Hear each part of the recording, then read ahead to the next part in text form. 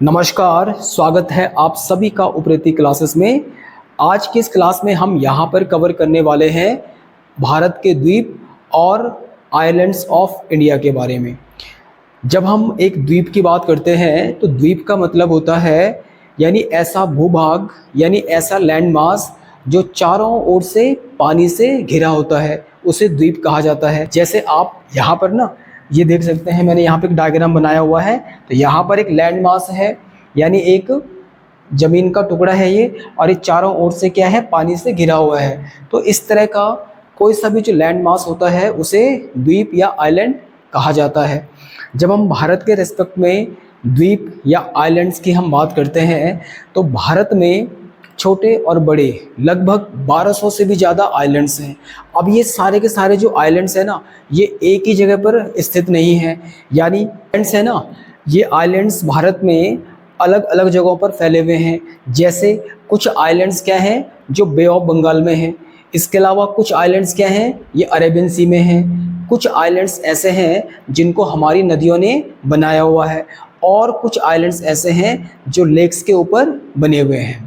तो सबसे पहले हम बात करेंगे कि बे ऑफ बंगाल में कौन कौन से आइलैंड्स हैं।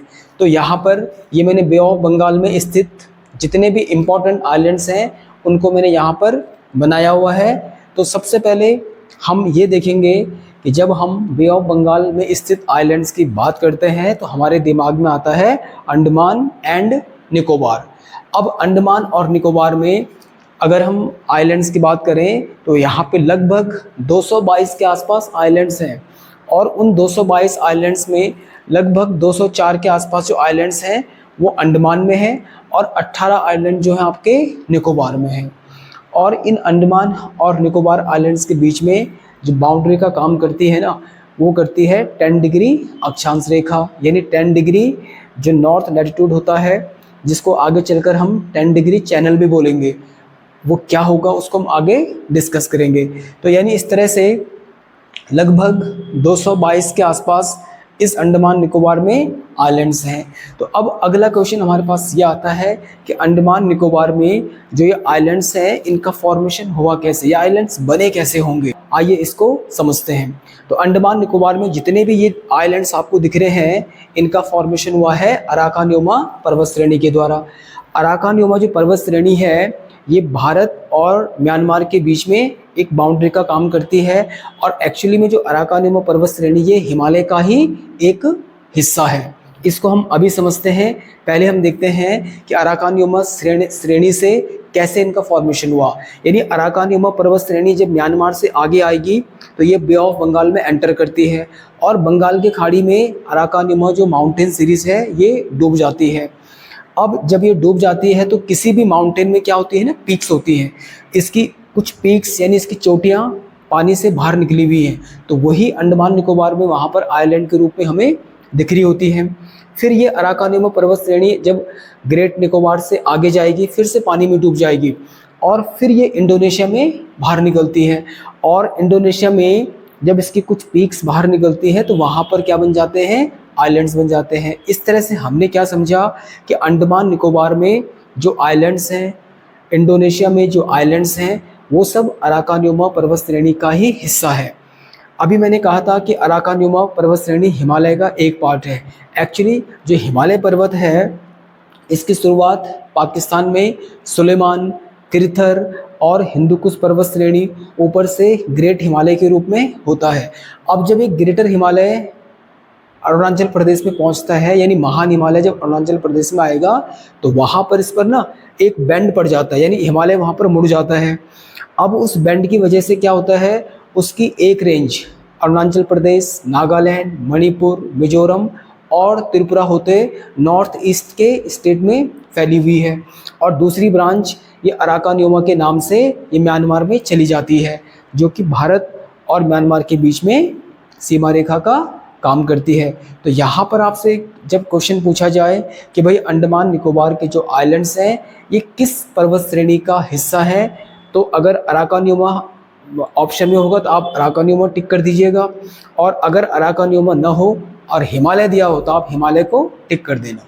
ठीक, तो ये था अंडमान निकोबार आइलैंड्स कैसे बने। हम अंडमान निकोबार के थोड़ा सा हिस्टोरिकल बैकग्राउंड को देखें तो 9th से और 13th सेंचुरी के आसपास चोला एम्पायर यानी जो चोल साम्राज्य हुआ करता था, तो चोल साम्राज्य का भी इस पे अपना अधिकार था।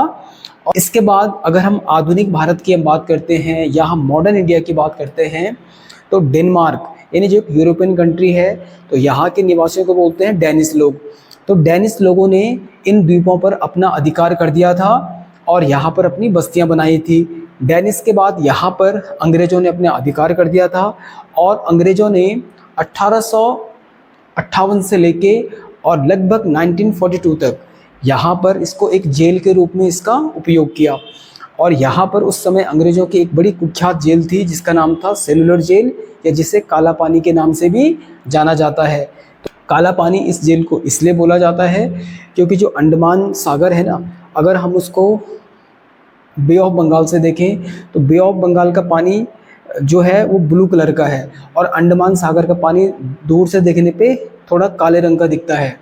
इसलिए इस जेल को या इस लोकेशन को काला पानी के नाम से भी जाना जाता है। और रिसेंटली भारत सरकार ने इस जेल का नाम वीर सावरकर जेल रख दिया गया है। वीर सावरकर जो कि हमारे एक महाराष्ट्र के क्रांतिकारी थे और जिन्हें नासिक षड्यंत्र केस में काला पानी की सज़ा हुई थी।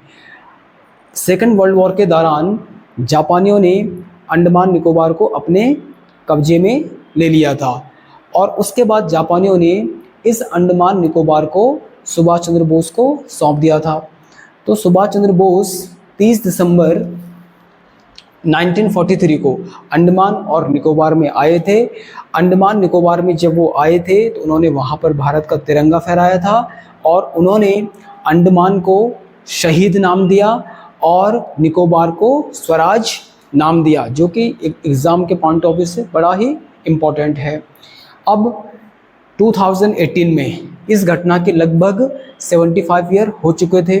तब 30 दिसंबर 2018 को मोदी जी ने अंडमान निकोबार की यात्रा की थी और इस दिन को यादगार बनाने के लिए उन्होंने अंडमान निकोबार के हैवलॉक, नील और रोस आइलैंड में तिरंगा फहराया था और उन्होंने हैवलॉक आइलैंड का नाम स्वराज रखा, नील का नाम शहीद रखा और रॉस आइलैंड का नाम नेताजी सुभाष चंद्र बोस आइलैंड रखा। तो ये बड़ा ही इम्पोर्टेंट हो जाता है एग्ज़ाम के लिए। इसके बाद जब भारत आज़ाद हो जाता है तो 1 नवंबर 1956 को अंडमान निकोबार के जितने भी 222 आइलैंड्स हैं ना, इन 222 आइलैंड्स को 3 ज़िलों में डिवाइड किया जाता है और इन 3 ज़िलों में डिवाइड करके इसको केंद्र शासित प्रदेश यानी यूनियन टेरिटरी का दर्जा दिया जाता है। अंडमान निकोबार में 3 ही ज़िले हैं, यानी एक आपका मिडिल अंडमान, एक है साउथ अंडमान और पूरा निकोबार में जितने भी आइलैंड्स हैं उन सबको मिलाकर एक ज़िला जिसका नाम रखा गया है निकोबार। तो इस तरह से यहाँ पर 3 ज़िले हैं। अब हम थोड़ा सा देखते हैं कि अंडमान निकोबार में यहाँ पर कौन से लोग रहते हैं। तो अंडमान निकोबार में हिंदू लोग भी रहते हैं, यहाँ पे क्रिश्चियन भी रहते हैं और यहाँ पे मुस्लिम भी रहते हैं। इसके अलावा अंडमान निकोबार में कुछ ट्राइब्स रहती हैं, जैसे यहाँ पर जारवा, जो जारवा ट्राइब है ये अंडमान निकोबार के मूल निवासी हैं। तो किसी एग्जाम में पूछा भी गया था कि अंडमान और निकोबार के जो मूल निवासी हैं उन्हें क्या कहा जाता है, तो जारवा, जो कि यहाँ पर मिडिल अंडमान और साउथ अंडमान में रहते हैं।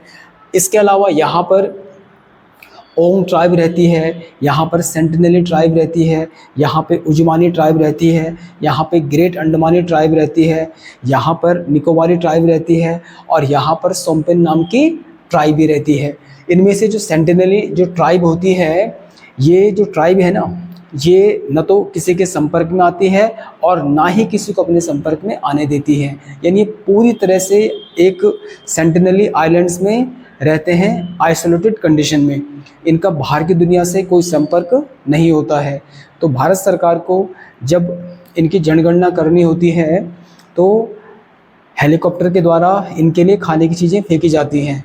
तब ये लोग क्या है, जंगल से बाहर निकलते हैं और इस तरह से जब ये बाहर निकलते हैं तो ऊपर से हेलीकॉप्टर से इनकी काउंटिंग की जाती है। अब इस आइलैंड्स में जो ये लोग रहते हैं ये कौन सी भाषा बोलते होंगे, आइए देखते हैं ज़रा। तो यहाँ पर ये लोग हिंदी भाषा भी बोलते हैं, ये लोग निकोबारी भाषा बोलते हैं, ये लोग मलयालम भाषा बोलते हैं, इसके अलावा ये लोग बांग्ला भाषा बोलते हैं, ये तेलुगु भाषा बोलते हैं, यहाँ पे तमिल भाषा बोली जाती है, और यहाँ पर कुछ लोग ऐसे हैं जो अंग्रेजी भाषा भी बोलते हैं। तो एक बार एक क्वेश्चन पूछा गया था एग्जाम में कि अंडमान निकोबार की ऑफिशियल लैंग्वेज कैसी है, मतलब जो उनकी आधिकारिक भाषा, मतलब जो उनकी सरकारी कामकाज की भाषा है, उसे कौन सी भाषा होगी। तो आंसर आपका यहाँ पर हो जाएगा इंग्लिश और हिंदी, ये उनकी ऑफिशियल लैंग्वेज है। अब अंडमान निकोबार, तो यानी अंडमान और निकोबार में जो 222 आइलैंड्स हैं उनमें से कुछ खास आइलैंड्स हैं। अब जो खास आइलैंड्स हैं इनकी कुछ खास बातें भी हैं, तो आइए देखते हैं इन आइलैंड्स की क्या खास बातें हैं। तो यहाँ पर सबसे ऊपर आपको दिख रहा होगा, ये है कोको आइलैंड्स। अब जो कोको आइलैंड्स है इस पे अधिकार है म्यांमार का, यानी ये म्यांमार का आइलैंड है। और म्यांमार ने क्या किया है, इसका कुछ हिस्सा चाइना को लीज पे दे रखा है, और चाइना ने यहाँ पर अपना एक इलेक्ट्रॉनिक सर्विलांस सिस्टम लगाया हुआ है।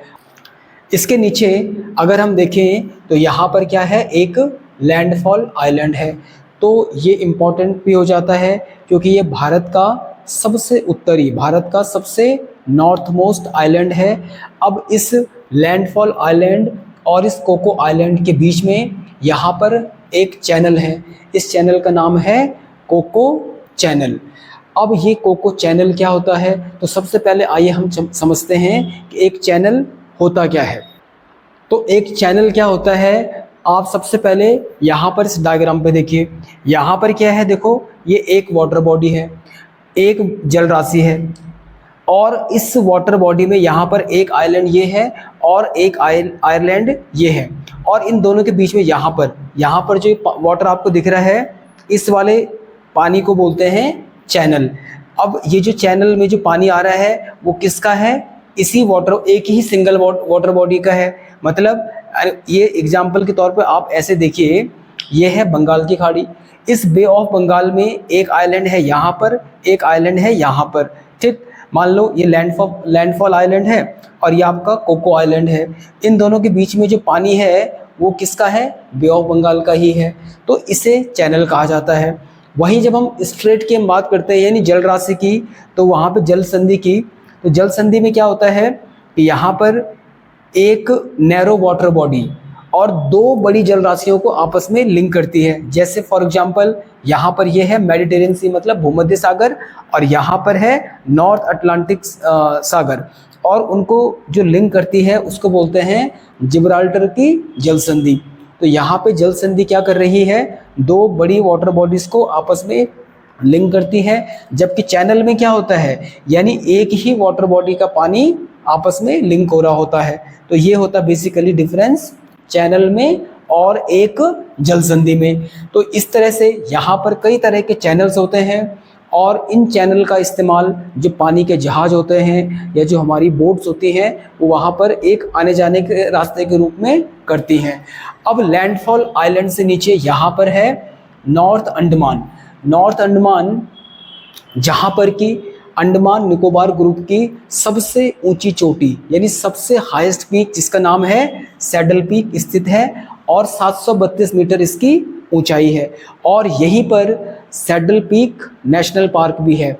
तो इम्पॉर्टेंट है ये भी एग्ज़ाम के लिए। इसके बाद हम बात करेंगे यहाँ पे मिडिल अंडमान की। मिडिल अंडमान में अंडमान निकोबार ग्रुप की एक दूसरी पीक है जिसका नाम है माउंट दियोबोली, और 515 मीटर इसकी हाइट है।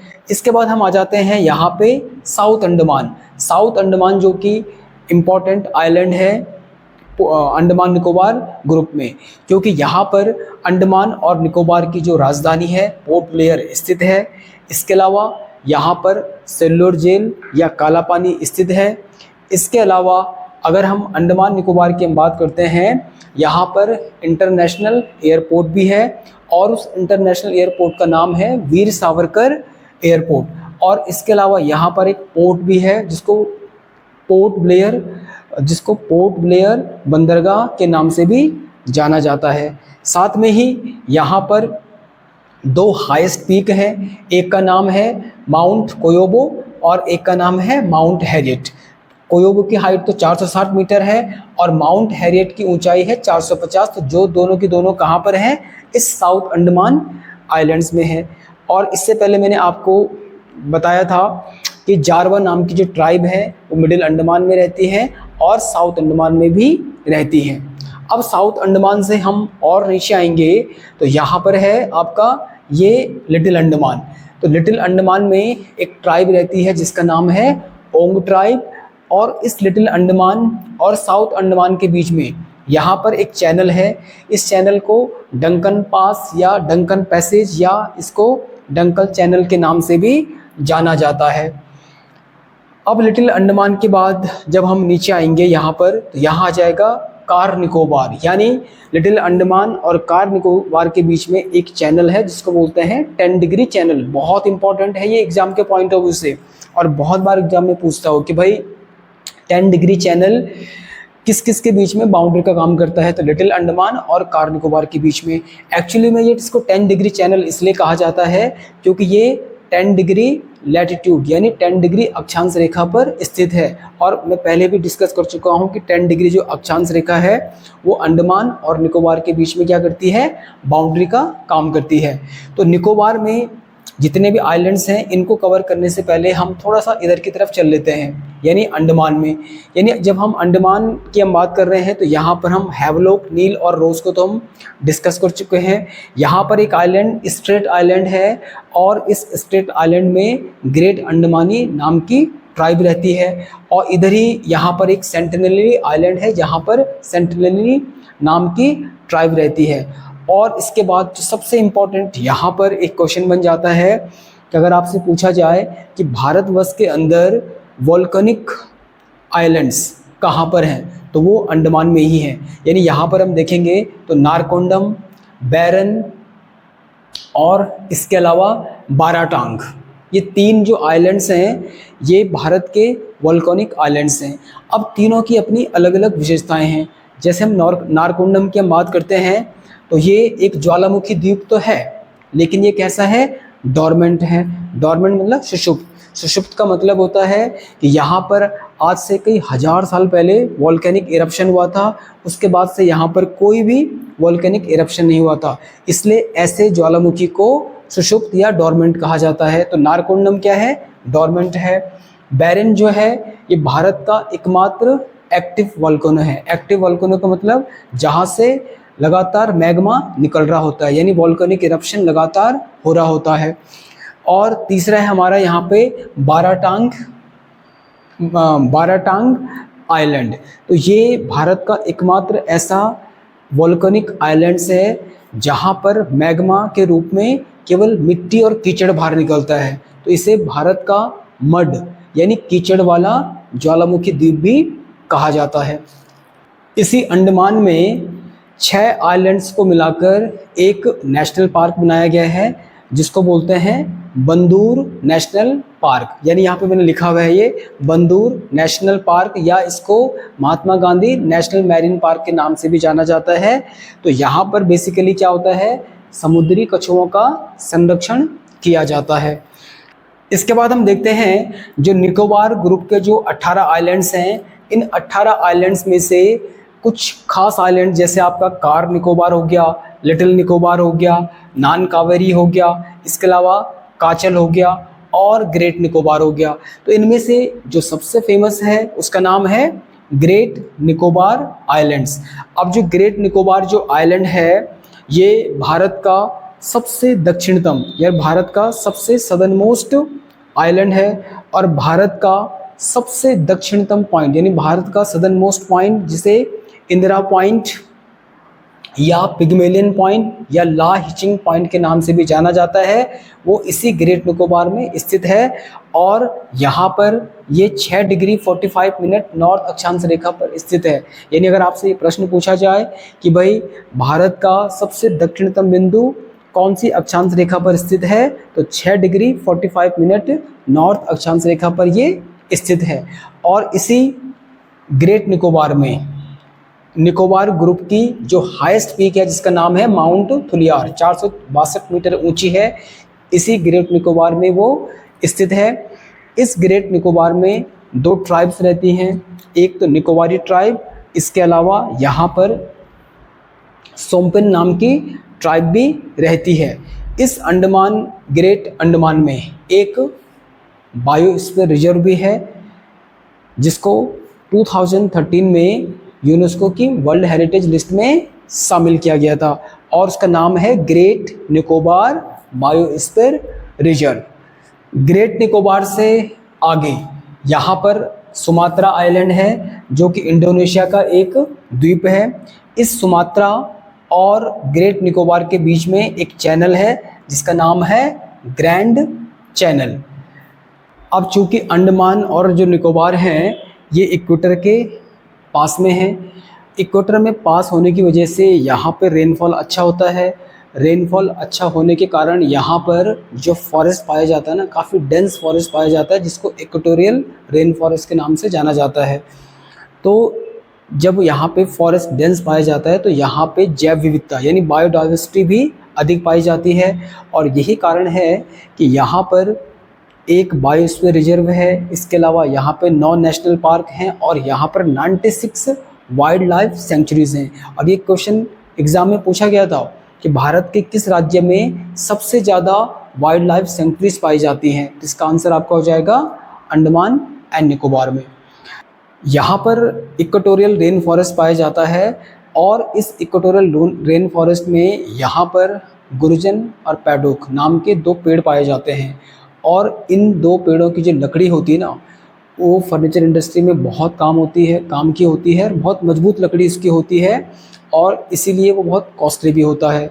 इसके अलावा यहाँ पर नारियल होता है, यहाँ पर सुपारी होता है, यहाँ पर रबड़ भी हो जाता है। इसके अलावा यहाँ पर कॉफ़ी होता है, यहाँ पर धान, गेहूँ, ये सब फसलें भी यहाँ पर हो जाती हैं। इस तरह से अंडमान और निकोबार के जो कुछ खास आइलैंड्स थे इनके बारे में हमने कवर कर दिया है। आज की इस क्लास को मैं यहीं पे एंड कर रहा हूँ। इस क्लास को देखने के लिए आप सभी लोगों का बहुत बहुत धन्यवाद। Thank you so much.